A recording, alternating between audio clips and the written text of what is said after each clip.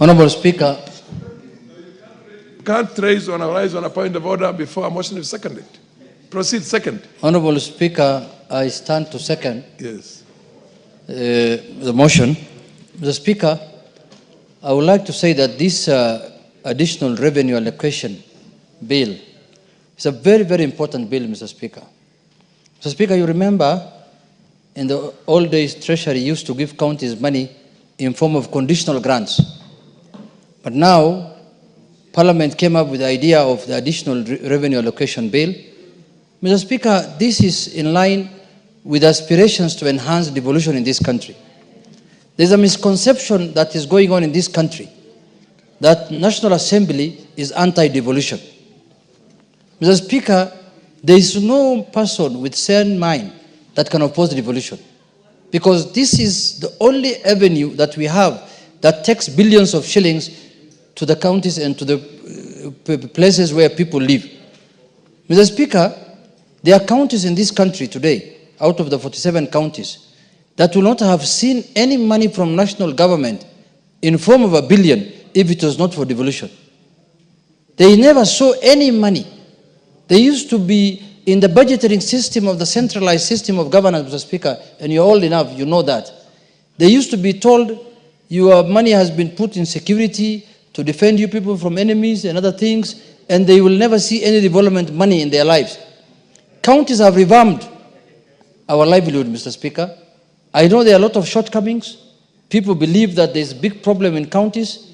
There's corruption, there's malpractices. All that can be addressed separately without killing the idea of devolution, without killing the vision that the people, the framers of this constitution had in terms of making the livelihood of Kenyans better, Mr. Speaker.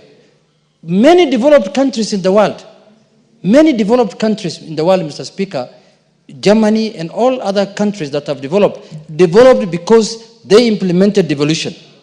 They devolved money from the center to where people live and where people, farm and where people stay, where people get health care, Mr. Speaker. There is no way, Mr. Speaker, a country will achieve meaningful development or change the livelihood of their people without implementing devolution. Up here, when devolution came, devolution was supposed to disperse both power and resources to the ground, Mr. Speaker. There's a debate now ongoing in the country whether enough resources have been devolved to the country, to the counties. There is debate now going on in the country whether enough functions have been devolved, Mr. Speaker.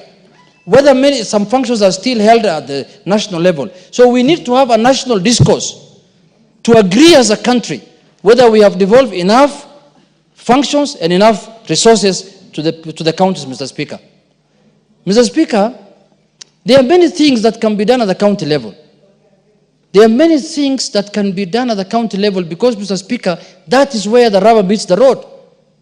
That is where, if devolution can be implemented properly, in comparison to what's happening now, Mr. Speaker, I can assure you this country will not be the same.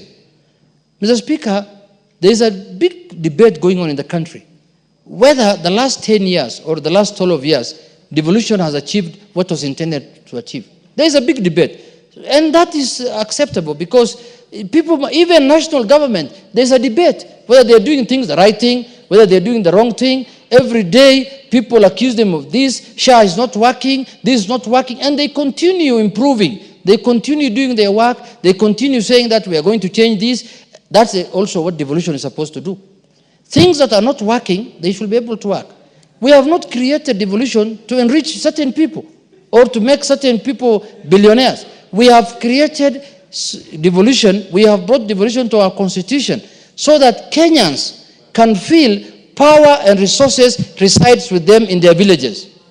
That you don't need to come to Nairobi to do anything. You must be able to do everything you intend to do, whether it is healthcare, whether it's education, whether it is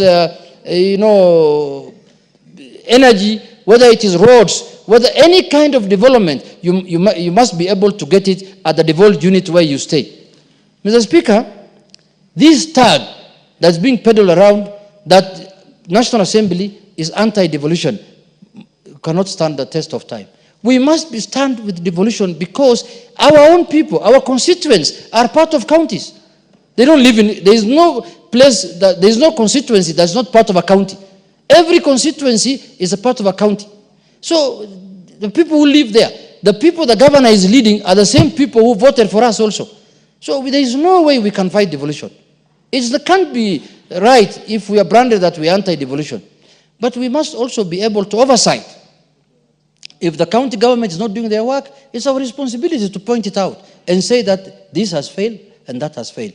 But I think Kenyans must now go back to the drawing board and ask themselves, how do we improve and make devolution better for the good of all of us now?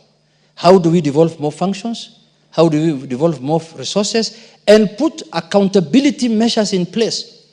If any county government misuses funds or misapplies funds contrary to the law, then serious action needs to be taken in accordance with the law, Mr. Speaker. That is when we are going to become a better society.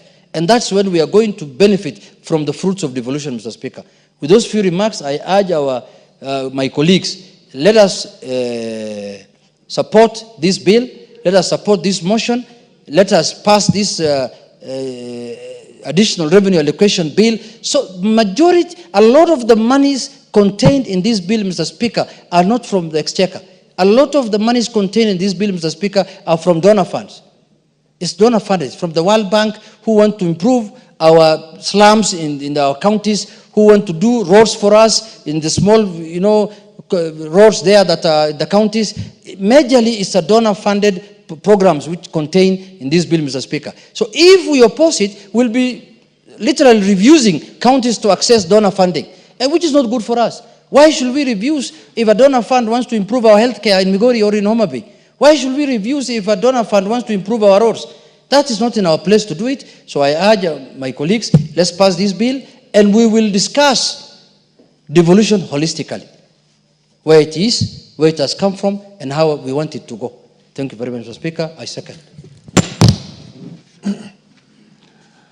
Honorable members, I now propose a question that the county government's additional allocation bill, Senate Bill number 1 of 2025, be now read a second time.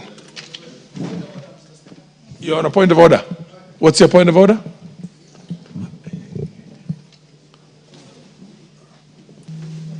Mr. Speaker, we are a house of rules. And Mr. Speaker, the matter at hand now is a very weighty matter. So, Mr. Speaker, I'm looking at the House and I don't see that we have full quorum, Mr. Speaker. So, I'm standing on order, standing order number 35, Mr. Speaker, to check whether we have quorum. Thank you, Mr. Speaker. Order, honorable members.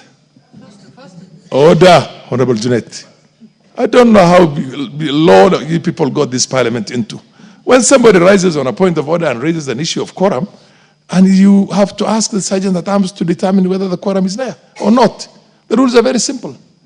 Please, let's follow the rules. Sergeant at arms, do we have quorum or don't we?